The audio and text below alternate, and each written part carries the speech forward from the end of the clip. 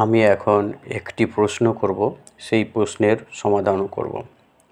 পুত্র ও শিষ্যকে বেশি আদর দেওয়া উচিত নয় কেন? এটি সংস্কৃত শ্লোকের মাধ্যমে বলবো। লালনে বহবো দোষা তাড়নে বহবো গুণা তস্মাৎ পুত্রঞ্চ শিষ্যঞ্চ তাড়য়েন্ন তু লালয়েৎ।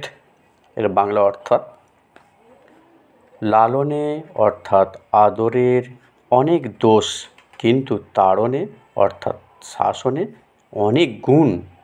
সেই জন্য পুত্র ও শিষ্যকে শাসন করা উচিত, বেশি আদর দেওয়া উচিত নয়। এটা যদি ব্যাখ্যা করি এরকম হবে। এখানে বলা হয়েছে পুত্র শিষ্যকে শাসন করা উচিত, আদর দেওয়া উচিত নয়। কিন্তু একটি শিশু যখন অবধ, তখন তাকে কখনোই শাসন করা উচিত নয়। 5 বৎসর পর্যন্ত শিশু বাল্যাবস্থা। এই সময় শাসন করলে শিশু বিকাশ ঠিকমতো হয় না। ফলে 5 বৎসর পর্যন্ত শিশু বাবা মা ও গুরুজনদের স্নেহছায়ায় দিন কাটায়। এরপর ধীরে ধীরে বিদ্যা শিক্ষা শুরু হয়। এই সময় থেকে শিশুকে ধীরে ধীরে বিদ্যা শিক্ষার পাশাপাশি সামাজিক ন্যায় নীতি শিক্ষা করতে হয়, যাতে তার ভবিষ্যৎ জীবন উন্নত হতে পারে। ফলে শিশুকে ঠিকমতো শাসন করতে হয়।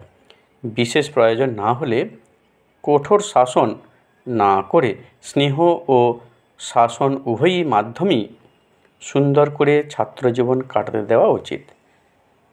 শিষ্যও সন্তান তুল্য, তাই সন্তানের ক্ষেত্রে যে নিয়ম চলে শিষ্যের জন্যেও সেই নিয়ম চালানো উচিত। অতিরিক্ত শাসন যেমন সুখকর নয়, তেমনি অধিক স্নেহ কাম্য নয়।